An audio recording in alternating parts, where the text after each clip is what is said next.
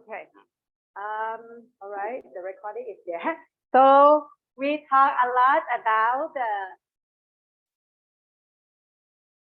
scheduling, especially first, how can we define or do proper project scheduling? And the first important thing, right, is that we need to make sure that we can break down tasks into smaller activities so that you can easily estimate the time or think about the complexity of the project and so on. And the technique we discussed was about work breakdown structure. And I think we discussed somehow that there are three ways, right, in terms of decomposition the work, the entire project into smaller work. And these three ways, right? First is the process or activity oriented. We talk about the activities, groups of activities, and then use the activities to be the way to decompose your project further. Second way, of course, by focusing on achievement, meaning that the goal, meaning that you think about or consider the objective of the project and make sure that we divide the work according to how to fulfill each of the objectives, right? So if you have 10 objectives, of course, maybe to achieve objective 1, what are these work? To achieve objective 2, what are the work, and so on. And then approach number 3 is the function of product oriented. So we look at the final output and consider from that part that what are supposed to be the deliverable things you need to deliver or produce as the output, and then use them to decompose your project or broken down your project further, break down your project further. Okay, so these are the three ways, and these are the hierarchy or the way we might visualize the work breakdown structure, right? And we talk about some thing for you to practice, okay, using your own understanding on the work breakdown structure, practice on AIT Medical Center system development, focusing on the online appointment, right? Patient doctor appointment part, okay? And using these three methods. Okay, so we were, I think, finishing around that thing. And I requested, right, that you would perhaps do this exercise on your own, and we might discuss this together in the class. So for the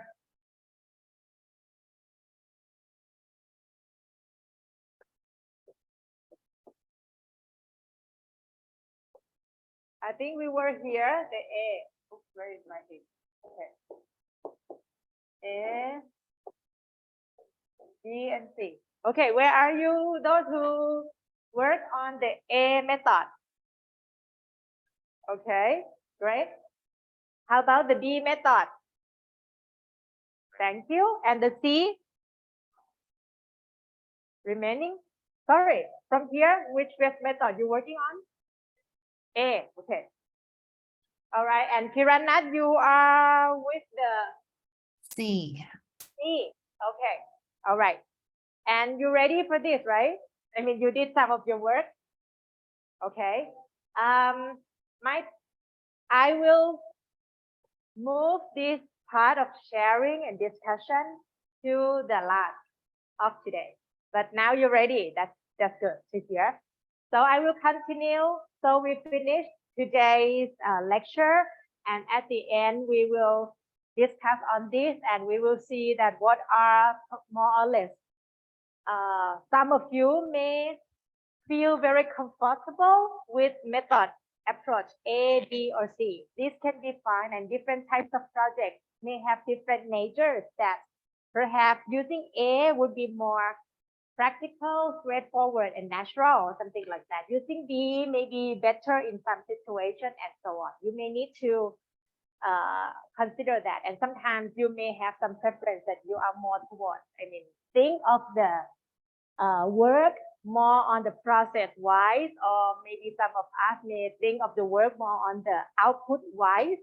Some may want to be sure that we achieve all objectives. So we use the approach B for the objective wise or something. Okay. But we come back to this, to your sharing. So what I would like to be sure that we finish today is, of course, these ways of making the project scheduling, these main methods and main techniques that we will need to learn in more detail.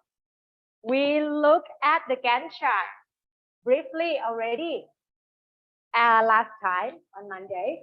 And for the Gantt chart, right, I think we already see that every of the scheduling needs to start from certain work breakdown structure. So work breakdown structure is a prerequisite that you need to do before you start doing any real planning. Otherwise, planning to me, as I said, is just a guess. You would just guess. Okay. So you have the work breakdown structure for your project. Whether you break down into something and then break down further and further, right?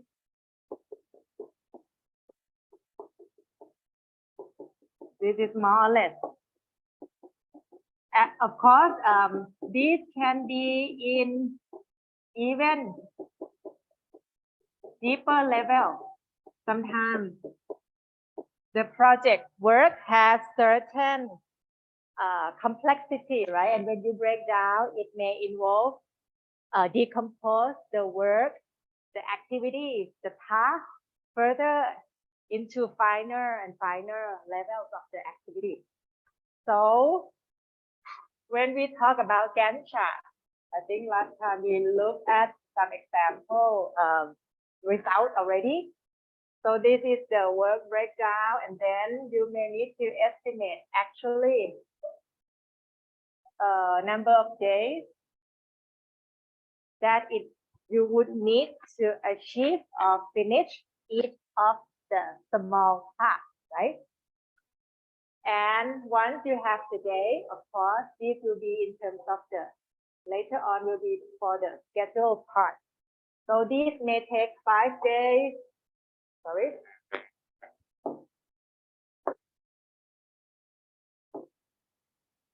This may take 5 days, 7 days, maybe 1 day, 0.5.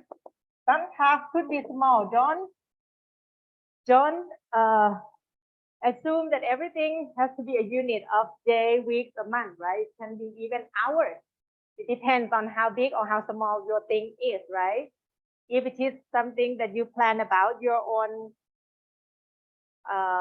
class assignment, you can even make the Gantt chart for something smaller scale, and that can be unit of hours too. Okay. So this could be 2 days, 1 day, 0.25, even a quarter of the day. Then you make the schedule that for this thing, you do it the first 5 days, continue with this. For some of these, you can start in parallel. It can be that this is the way to do this, it depends. We need to talk about this later on to sequence the work, because some of the work needs to finish before some other preceding tasks already finished, right? So there are some kind of sequential nature for something. You cannot do something until something else before has been completed. But some may not have that requirement, then you can parallel them and so on. Such as this. This may be an example of here.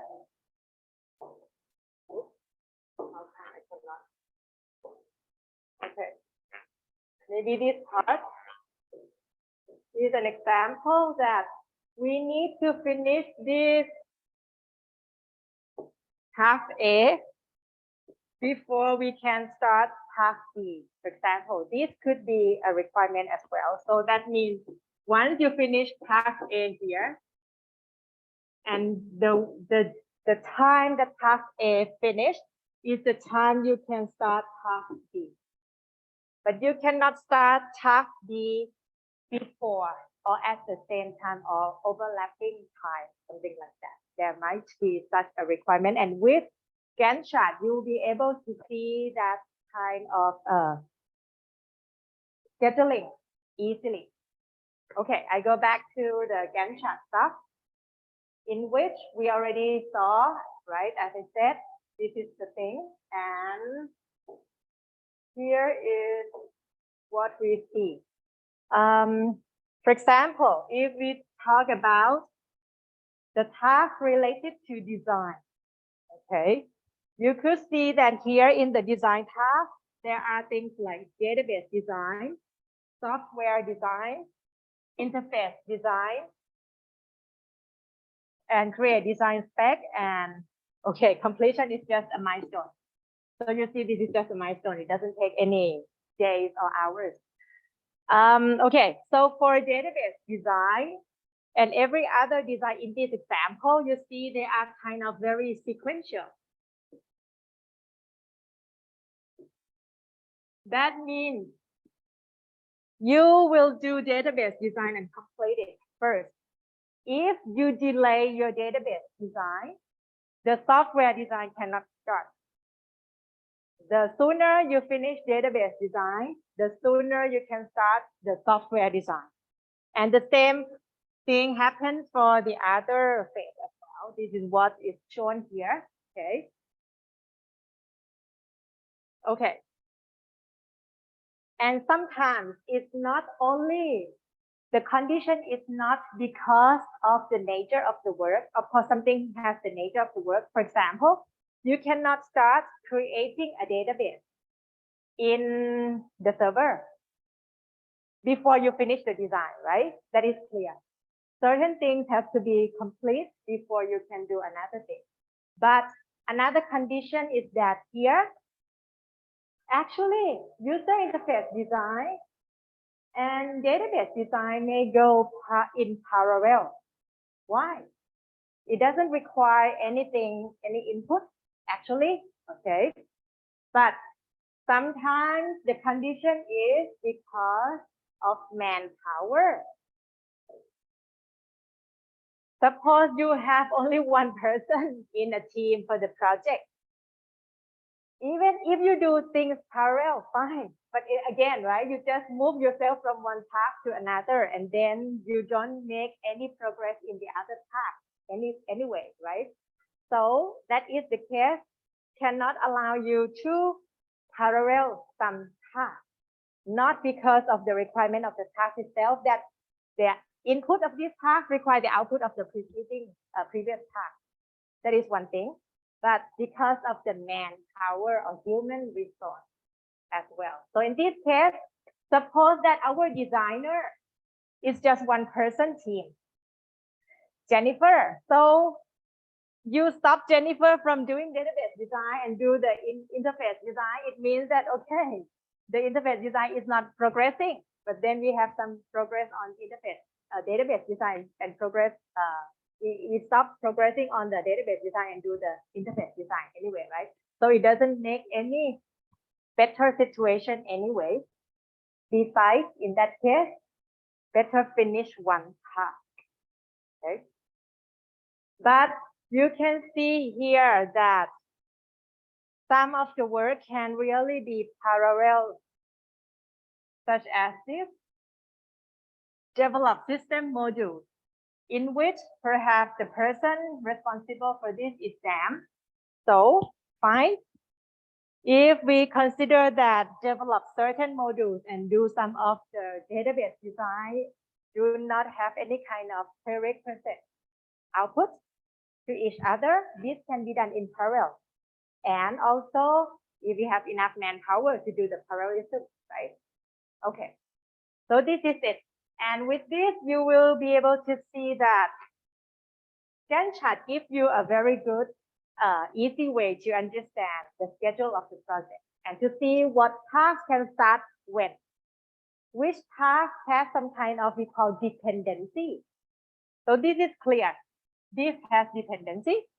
Like as I said, A, B, C. B depends on A to finish. C depends on B to finish somehow, right? Based on this kind of dependency. You cannot start E until A is finished. You cannot start C until B is finished or something. So this is the good thing of Gantt chart, and people really like it. Okay. Another technique I will talk about is called network diagram. Actually, network diagrams has also a kind of graphical, is a graphical diagram that you can visualize the work, the task that has already been broken down. Okay, such as, and then you write or draw in task or activity as a rectangle, and then you can include certain details, such as start date, finish date, and responsible person, or even the duration it would require. Okay. And once you finish this task or activity, what is the next activity you can do? Okay, in terms of the project. So network diagram allow us to see dependency clearly. So this means in this example, let me see which one is better.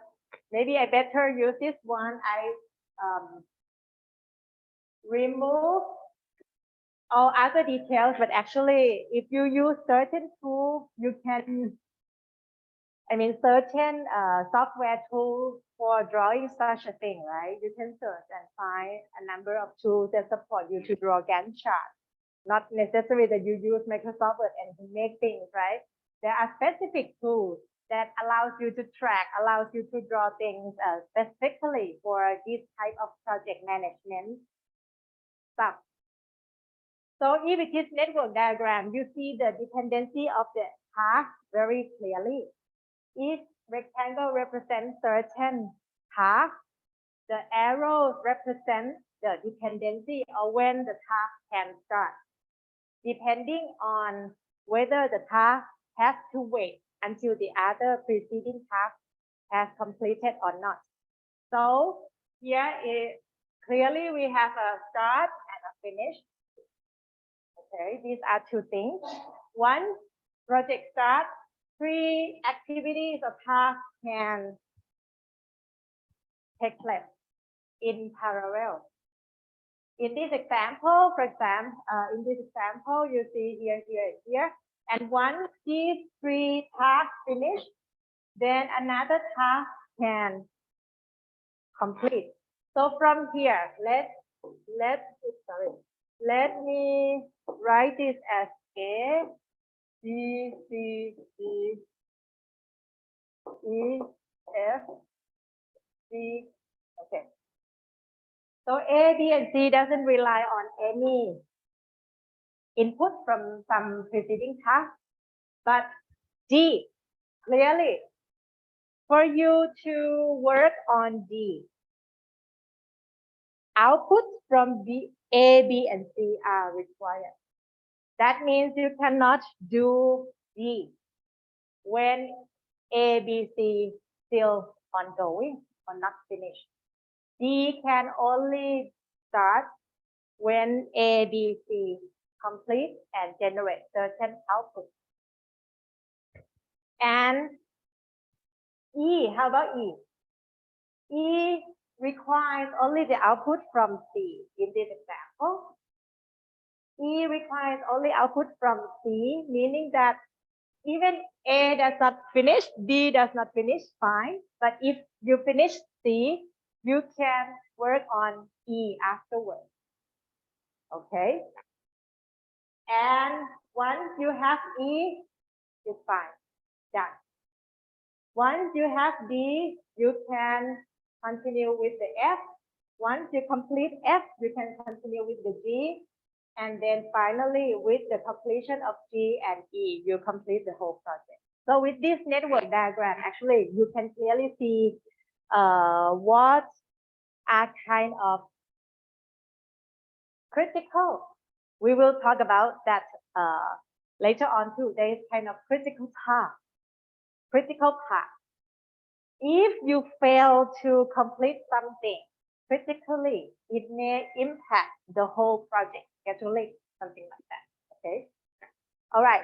So here I compare the two techniques. They are kind of more or less used for visualizing the task for the scheduling, used for visualizing the scheduling of the project, both Gantt chart and network diagram. So you can use them interchangeably, but of course there are pros and cons of each visualization.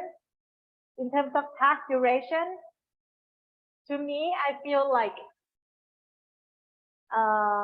Gantt chart has a visual representation such that the length of the task is represented by the bar, right? For certain tasks that require long duration to complete, you will see that the bar is long. But that kind of visualization or representation is not there in the network diagram. It's just one box. But of course, you can see in the network diagram the duration that you need to read. It's not kind of graphical notation represented by the length of the bar, but it's just the data that you read from the box.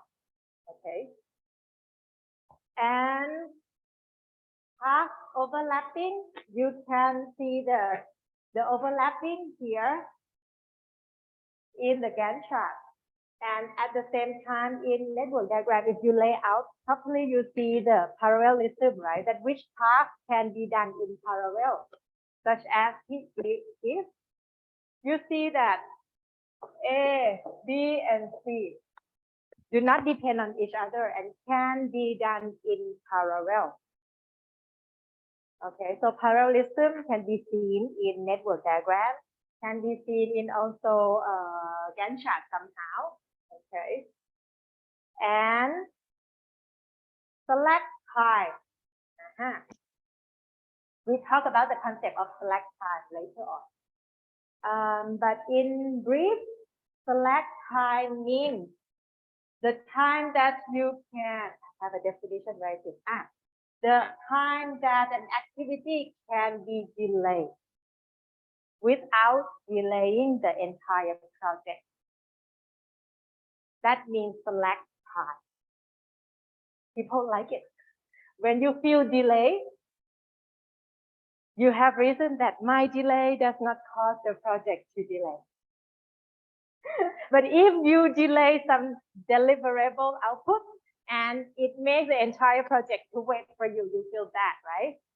So when it is a slack time, you feel a little bit relaxing and relieved that there are some kind of buffer for you to be late a little bit. So psychologically, this is a good thing. We'll talk about critical part, as I already mentioned. Okay. And okay, but before that, this is to compare the two ways of visualizing the project schedule. Okay, you can choose, but I would say, in my opinion, mostly Gantt charts are used more. I mean, more of the standard way. When you look at project documents, you will see Gantt chart, but sometimes they use both because both have pros and cons. So they use both in the sense that they just show both, but they have to be very consistent, right? They represent different dimensions of the project. You just show two visualization of your project schedule. That's it. It doesn't matter to show both. Okay.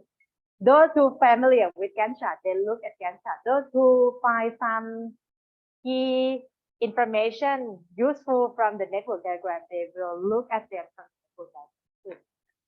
Okay. So the next technique that we need to discuss is called PERT.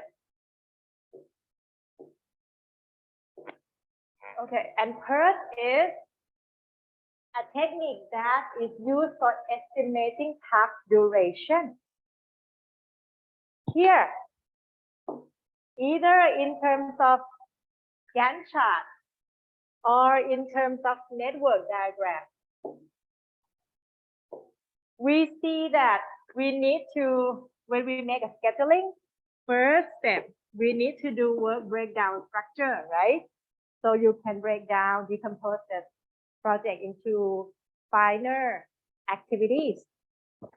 Second, for each of the activity or task in your project, you need to estimate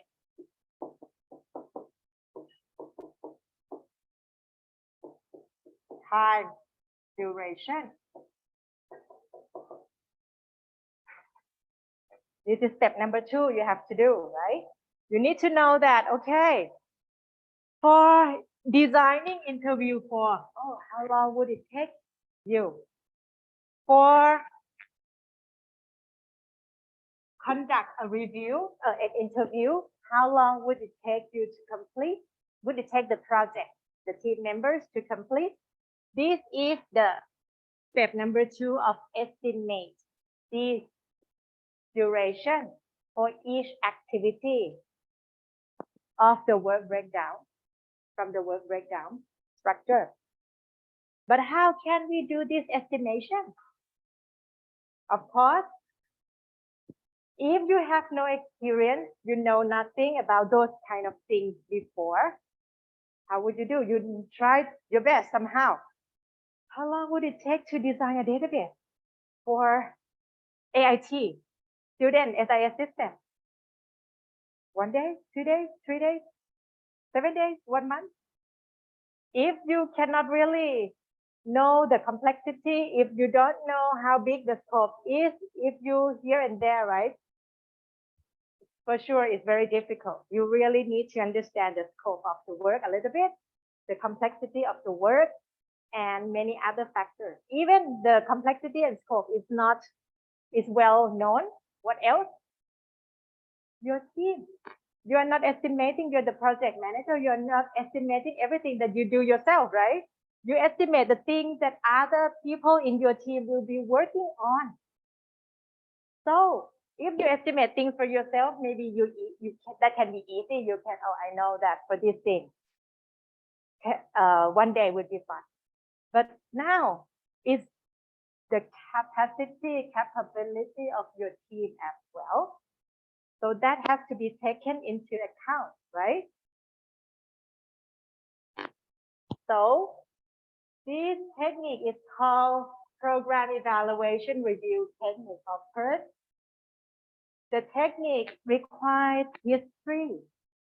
The best thing is that if you have done the similar activity before, you can use that history data to do the estimation. That's the thing. Because even you use yourself, you don't record anything. You refer to some past experience anyway, right? So if in the past, I used to design a database of a university before, I could think that, in the past, I designed database for university A, B, C, D. These are my experience. So we use optimistic time duration, pessimistic time duration, and realistic time duration to estimate, and then take into an estimated time formula of, this is called PERT, O for optimistic, P for pessimistic, and R for the realistic. So O plus P plus 4R divided by 6 is just kind of average. So putting the weight more on the realistic. So how can we get this? Of course, we estimate. The O and P are something you just need to estimate that optimistically everything goes smooth when you make a design. No interrupt, team members, nobody sick, nobody get COVID and then cannot take work, cannot do work, right? That is the optimistic. pessimistic. Somebody feels struggle, or somebody gets sick, somebody get accident, no, someone cannot work on it. So pessimistic. How long would it take on this task? Realistic means in the past experience, you have some experience that, oh, we used to do this similar thing and it takes 2 days, for example. Then you take the realistic, use the record of the history for the estimation of the future work, right? This is an estimation of the project that you are not doing yet. So everything is a guess or estimate. That word is guess. When you have nothing, it's just a guess. But if you have some input and some good technique and mechanism, we call estimate. Okay, so don't guess, but use estimate technique, estimation. Okay, so this is an example of PERT calculation. It's just easy. The difficult part is not about calculating this because it's just O plus 4R plus T divided by 6. Any kid would do or calculator would compute this for you. The hard part is to get this data. That's it. Okay. So if this is just assume that you're given for requirement collection of this project, you need to consider, right, the requirement collection of different projects may be very different. You need to really consider the project you are planning. For that project, oh, okay, optimistically, in terms of weeks, suppose for a certain project, we are now making a plan. It would take 1 week when everything goes smoothly for the requirement collection. It may take 9 weeks. Maybe you consider several worst case scenario and factors that could happen, such as no client and customer are available to talk to you and give you the requirements in detail. It's very difficult to schedule a meeting with them or something like that. Your team members may get COVID and need to be in separation for 2 weeks or whatever, right? So you calculate, estimate. And realistically, so from the past experience, on average, it takes 5 weeks for the project of similar complexity. Okay, something like this. And then when we calculate PERT, we get 1 plus 5, no, plus 20 plus 9. So it's 30 by 6. Okay, that is 5. Okay. And the same for other activities in this example, right? That is for screen design, report design, database design, documentation, programming, and testing and installation. So you do the estimation of optimistic case, pessimistic case, and realistic case. That's it. Okay, so PERT is easy for calculation part. Okay. And some exercises is just for you to try on your own for calculating the expected time based on the given data of activities A, B, C, D, E, F, G, H, I say the optimistic time most likely or pessimistic. Okay, but I skipped this. Okay, this is too easy. So once we have the activity, list of activities, I mean, we know the expected time, the estimated duration, I mean, then we need to further define the sequence of these activities. As I already mentioned here, some work activity cannot start when something else before has not been completed. Okay, so that is called we need to define predecessor activities. Which activity needs to precede the other activities are required to complete before other activities, before the current activity can move, can start. Okay. So in this example, someone write something, sorry. Okay. In this example, what is said here? Suppose we give the activity ID number, requirement collection can be done first without any predecessor. Okay, nothing is here. And it would take 3 weeks. Analyze processes would take 2 weeks, and it requires requirement collection to be done complete first. Then analyze the data can be done after the process analysis is completed, something like this. So with this analysis, then you can actually draw the network diagram, for example, right? You can actually sequence this into something like this. I think I took this from, okay, 1, 2, yes, screen design, correct. No, not this one. Yes, okay, not this one. Okay. Let's look at another example later on to draw to draw a network diagram. So with this information that is given, that is what activity can be done with preceding activity or not, what activity can be done after some activity is completed, and so on, right? Once you have this, so that means you need to have 3 things now for your project. First, break down your project into activities, list of activities. Second, estimate the duration of each activity, right? Third, you need to define whether certain activities rely on the completion of other activities or not. And that is to determine and define the predecessor, right? Okay.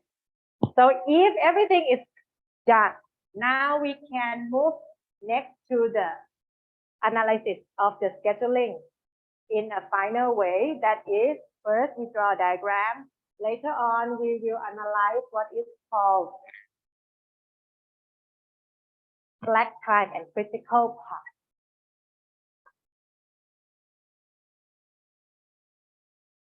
So in this case, when we talk about critical path scheduling, is a technique that we want to, of course, based on what these 3 steps we have done, we will be able to sequence them properly, okay, order them, sequence them properly, okay, and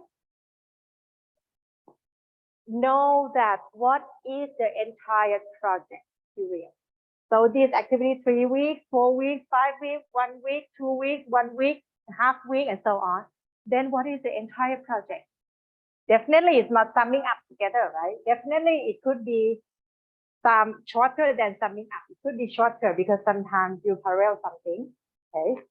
So we want to know first the entire duration of the whole project. Second, whether there are any select time during some of the activities or tasks or not. There are some of the activity you can delay a little bit, pause and breathe. Some of the activity, if you delay, other project activity will delay, then in that case, you know which one is on what is called critical path. Any delay happening on the critical path will delay the entire project. That is, we want to identify where is the critical path, which activities belong to the critical path. Okay, so let's look at some example and then we work on this together.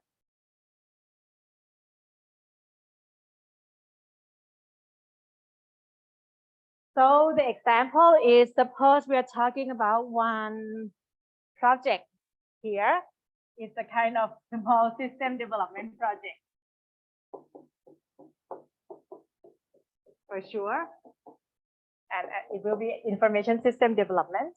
It includes these 8 activities, which are requirement collection, green design, report design, database design, user documentation, programming, testing, and installation. Okay. And what must be complete before the other activities could start. These are defined in the preceding activities. Okay. And to estimate the time of each activity using PERT, okay, given O, R, and P like this, we can calculate the PERT, right? So using this formula, these are the duration of each activity that we will use as our project duration estimation. Okay, now from here, can you try? I give you 2 minutes. On any paper, iPad, tablet, fine.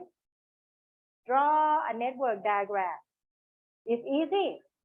Okay, draw big drawing. So leave some space. Okay, not very small, and then everything are so tight. Let's say this is number. The answer solution is on the next page. So don't browse to that, right? But just it is easy, right? What I want you to draw is something like, this is activity number 1, you do 1, and then we can do 2, we can actually do 3 and 4 in parallel. Oh, sorry, I can. Yeah, what I want you to do is something like this as an output, right? Maybe I draw very random, but I would guess we will have something in this look like this, right? But just draw from that using this network diagram. It can be a rectangle box or a circle node or something. I don't mind. Okay, this is not very strict. That the notation in that case is too strict. Okay. So use this, then draw something. Draw a network diagram, not draw something.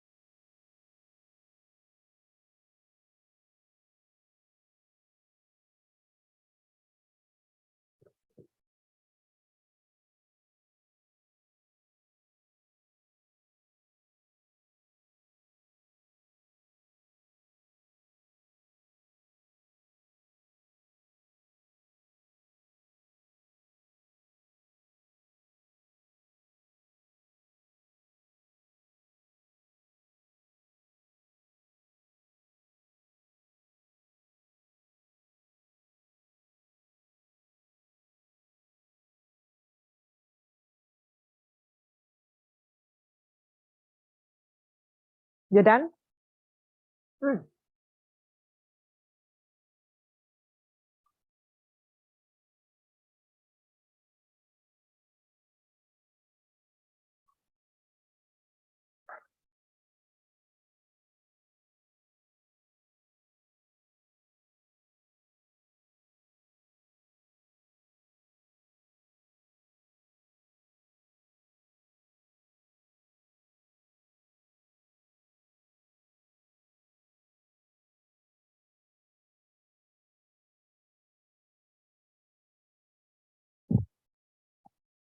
Okay. Are you done? All of you. This is easy. But the next thing we'll be doing will be more complicated, but you need this as the to start with first. Okay. Do you get your results, everyone? That's supposed to be easy, right? You just consider what has to be before, what has to be after, and so on, and then just quickly check your results with this. It must look the same. Okay. Anyone has something different from this? Maybe my version is wrong. Yours is correct. Anything different or same? Same or not? Han, is it the same for you? Okay, great. So from here, what we can easily read, right? When things are like this, to me, I'm not very good at things like this. But this is a representation that is very easy in terms of computing table and so on. But to me, right, to humans, we prefer something like this. If you show to any of the project stakeholders, you want to show this with some details, such as we start with the requirement collection, then we can move on to do these two things in parallel, which is screen design and report design. After we complete the screen and report design, we can continue the next activity, which is database design. After you complete database design, you can branch and do two activities in parallel, which is making user documentation and do the coding, programming of the system. These two can be done in parallel, no need to wait for each other somehow. In this example, okay, but in reality, I would say that I cannot do complete documentation until the program is also complete, right? There are certain things I need to wait, such as the screen output or something. Anyway, this is just for example. Then once you finish the programming part, you need testing. If testing is not done, you cannot go for installation, and installation somehow requires user documentation to finish as well. Okay, so this installation requires two preceding activities, right? That is documentation plus testing, something like this. So with this, you can easily explain all the, or visualize and understand all the project tasks, activities, okay, in terms of network diagram. And it can easily show, as I said, dependency. You cannot, so you can see that, what are important?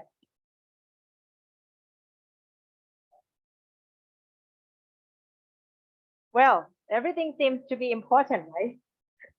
From this, okay, but anyway, we need to analyze further on. We want to analyze the slack time and critical path anyway. So this is when we use network diagram. If, as I said, as we discussed, right, there are two ways of representing scheduling of a project. That is network diagram and Gantt chart. So if you do Gantt chart, it will look like same thing. But of course, with Gantt chart now, I put in this example, we put the duration. So the length of the bar represents the duration somehow, right? So you could see that some task is short, such as here, database design task. Some tasks take about the same time, right? That is screen design and report design, and similarly for other tasks such as this and that. Installation also take very short time, something like this. So with the length of the bar and so on, this makes the Gantt chart easy to see in terms of the duration of task. Okay.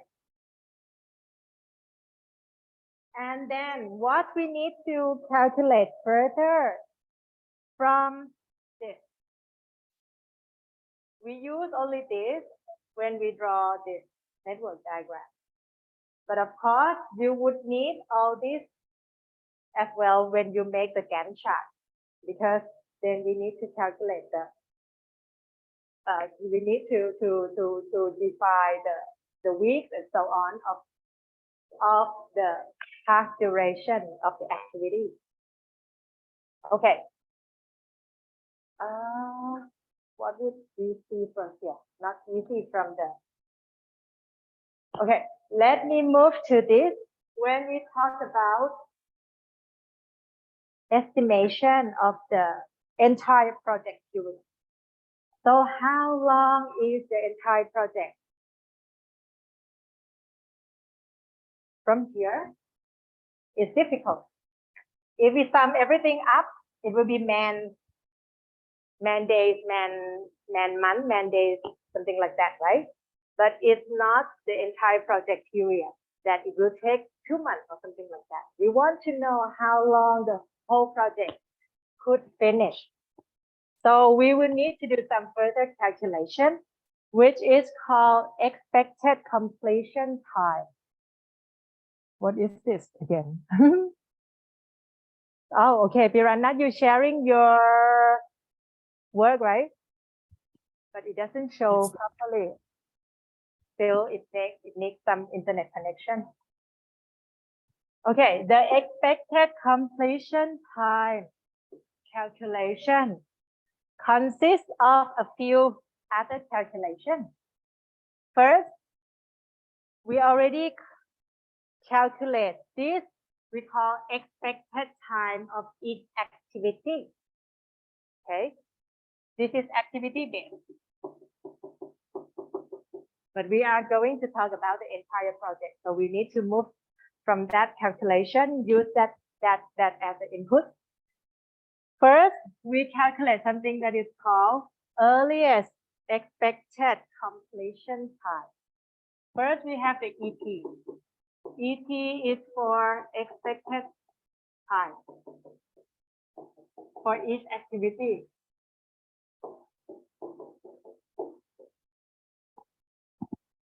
But TE is earliest expected completion time, and also still for each activity. So what we are going to calculate and to estimate is for each activity, what is the earliest time you will be the hope for the project? You will be able to complete the earliest, the soonest. Okay. And at the same time, we also want to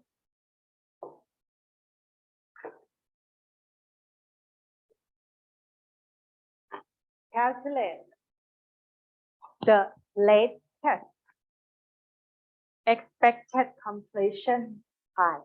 So we need these two things, earliest and latest.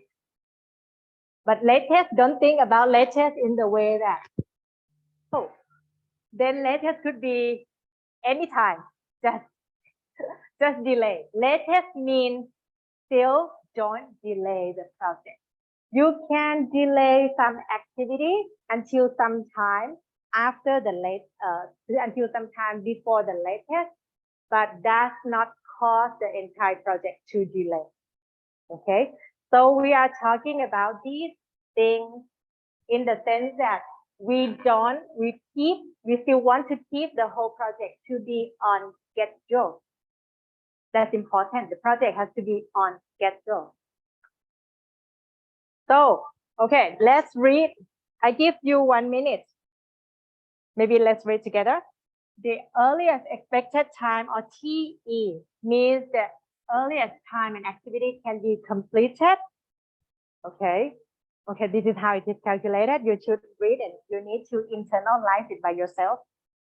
Latest expected time means the latest time an activity can be completed, the latest, but this is important, without delaying the project. Okay.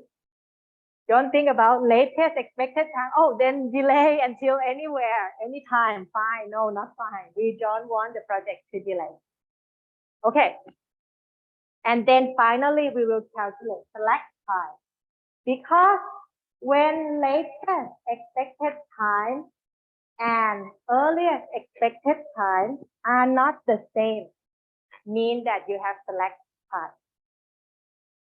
Suppose earliest means you complete it in 2 weeks. Latest means you complete it in 3 weeks. Then, oh, that means I can delay for 1 week and still the project does not delay. That is the slack time of that activity. Okay, so this is what we need to do, but I will let you use this, okay, and try to understand this definition of TETL and calculate this. So how do we do that? I start first. Assuming that this data, activity number 1, it takes 5 weeks. Okay. So for sure, this is ET of every activity given, right?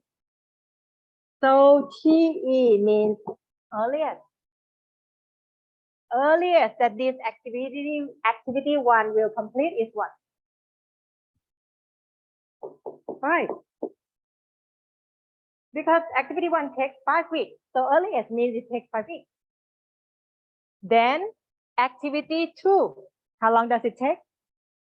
6. So activity 2, taking into account that it can start only when activity 1 finish, right? So activity 2 will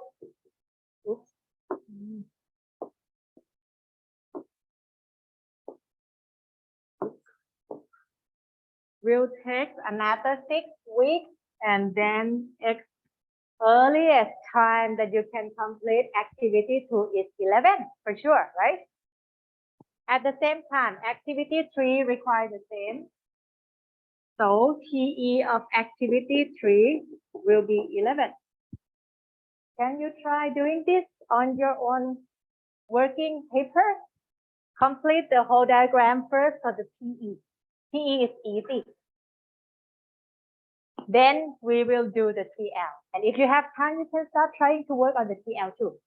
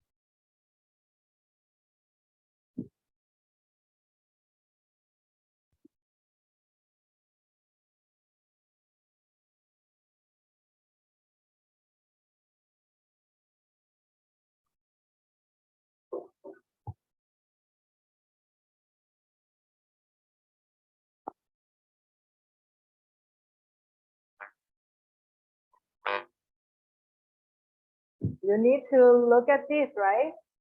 Actually, this is necessary for you. Oops, not that one.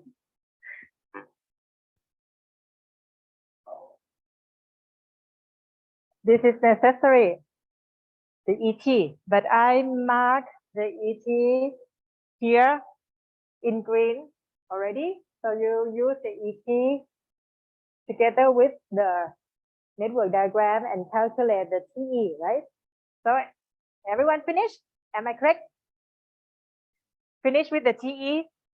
Am I correct? Masara? No? Not yet? You need any more time? From this row? Done? Perfect. Here? You done? Great. From here, everything's fine. Now with the TE is fine. Okay. How about here? Done, done, done. TE, done. Faye, you need some time or you didn't participate? You need to follow too. Okay, Kirana, everything fine? Done? Doneค่ะ Okay, perfect. Oh, yes. All right, so tell me, I will write down what do we have for the TE. For activity 2, what do we have?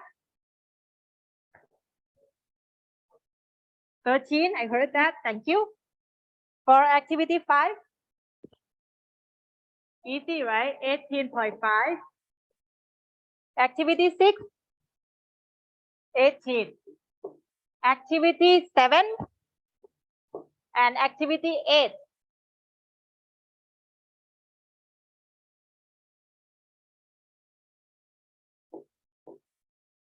Why do we have 22.5, Masara? How did you get the 0.5 from? If you say 19.5, I won't confuse, but now you have 22.5. The choice here is just only this, right? You have two preceding.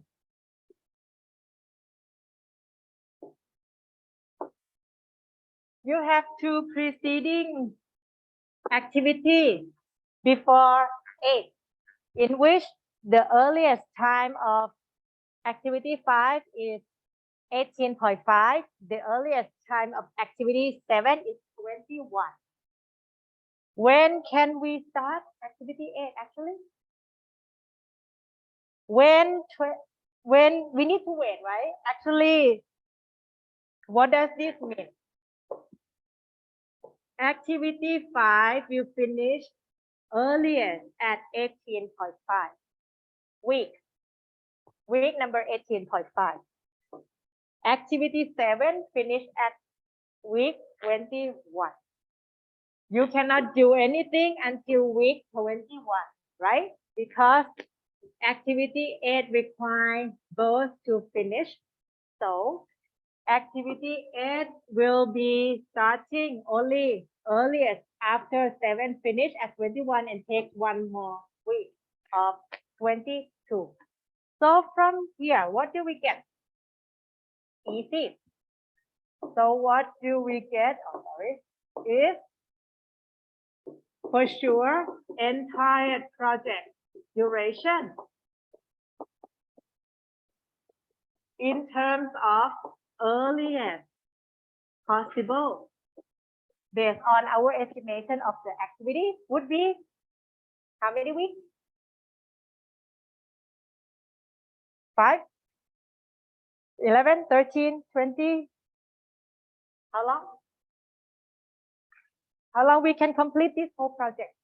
If 22 weeks, right? So you take the last, you consider the last node of the whole project, right? And then take the calculation. So we got that this is the earliest time you complete the whole project, 22 weeks.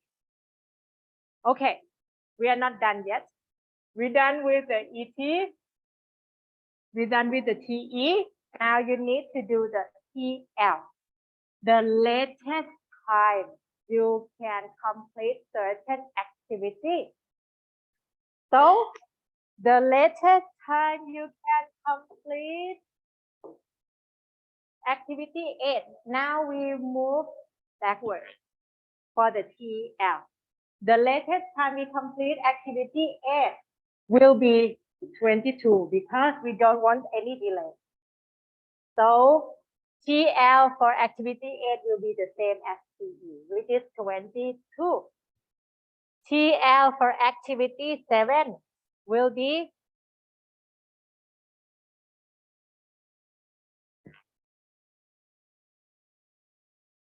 we subtract 21.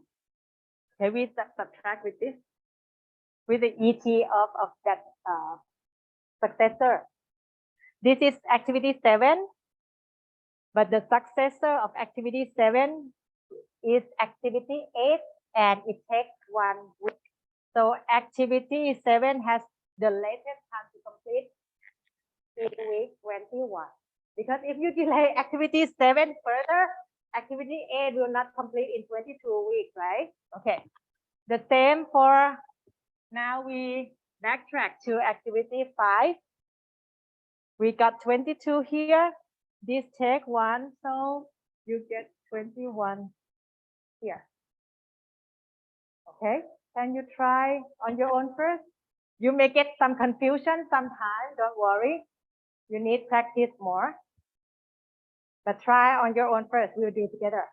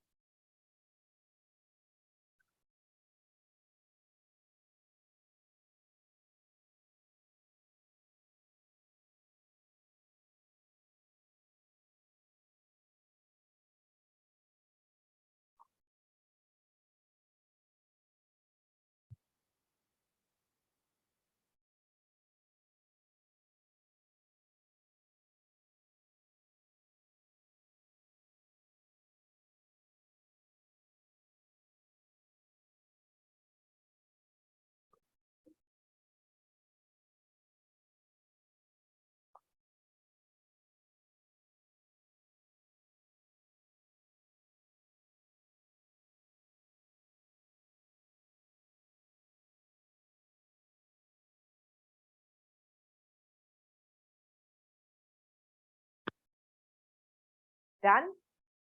Should be, right? Yes. Okay, tell me, what do you have? Okay, now we are done with activity 8, 7, 5. How about 6? TL would be, did I do wrong calculation myself? It's not 17 in my calculation. 18. 21 minus 3, 18. Okay. So, and now the point that is not very straightforward, right, is for the activity 4. What do we get for activity 4? There will be two choices, which is 15.5 or 13. What do you get? Or something even different? Pardon? 13? 15, no 0.5? Just 15? Okay. 15.5? 13? Anything else? Anything different from 13, 15.5, 15? Viranat, what do you get? I get the same, I guess. For activity 4. Or for activity 4, I get 13. 13. Okay. Who get 13? 15.5? 15? Okay. 13. So what we do, right? Remember we take what? We take the TL of the successor node minus with the ET, right? So TL minus TE, we get 13. TL minus TE here, we got 15.5. Do I do the calculation wrong? I'm correct, right? Okay. But then you need to choose between these two. And we are now talking about latest time to complete. If we take the longer duration to be latest time, actually you are delaying something else after this, right? So you need to take the smaller value to be the smallest one to be the latest time. So you take 13. Because if you take 15.5 here and somehow task force think that, oh, okay, let's delay until 15.5 weeks. What happened? So if this delay until 15.5, it will delay this and it will delay this somehow. Okay, you cannot delay. Okay, so if we have here 13, what else? Now here will become 11. Thank you. Here, the same, right? Because there's no branching. And back here, you get 5. Okay, so I got very messy screen, sorry. But then from here, what do we get? We will see that. Okay, I need some highlights. Okay. We will see that here.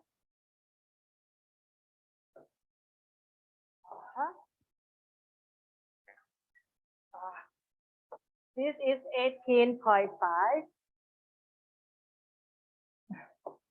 Sorry. 18.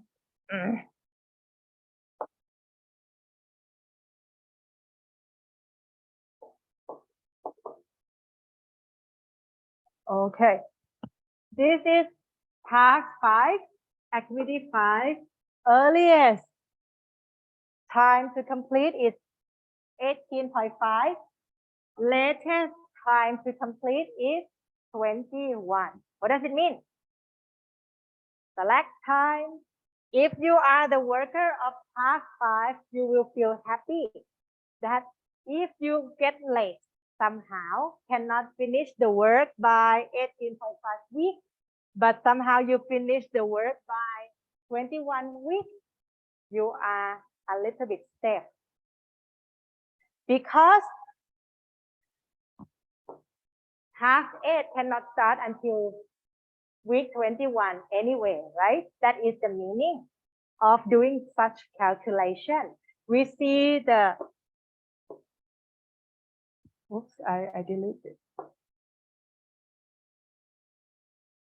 We see here, select time for activity 5, but sorry, Other activities have no select time except activity 5 in this example. And what else? Critical part for the project is everything except activity 5. Everything in this project, I'm sorry, has to be on time. Otherwise, the entire project duration of 22 weeks will not be achieved. So we can see the select time and critical part from this kind of calculation of estimated time for an activity, earliest time of completion, latest time of completion for each activity.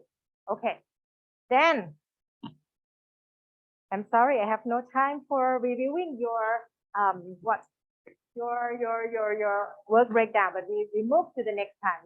Next week we will not.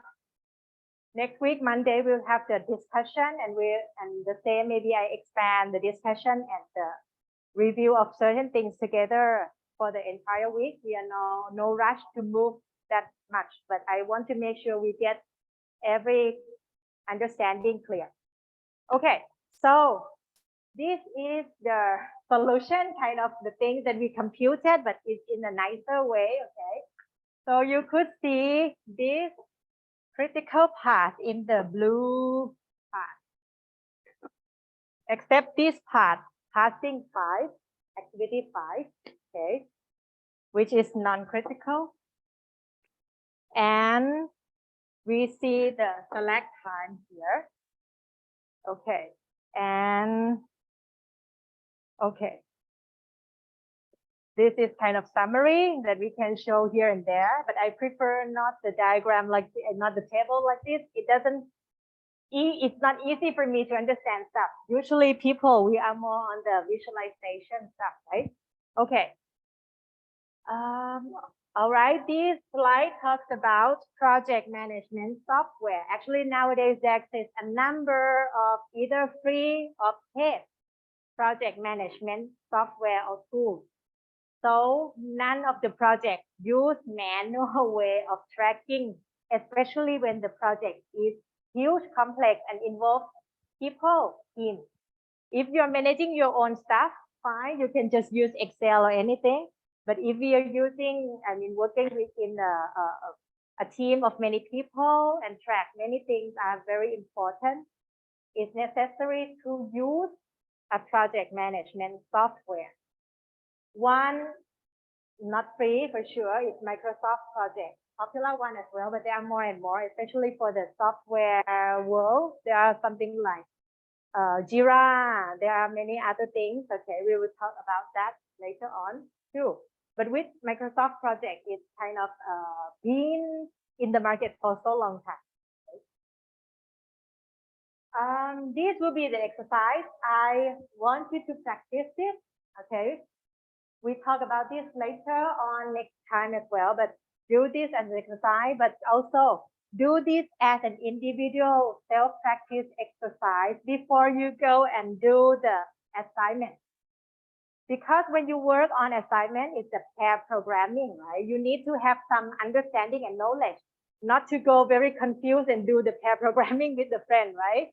Okay, you need to have some clear understanding first, then work on the pair programming. On assignment,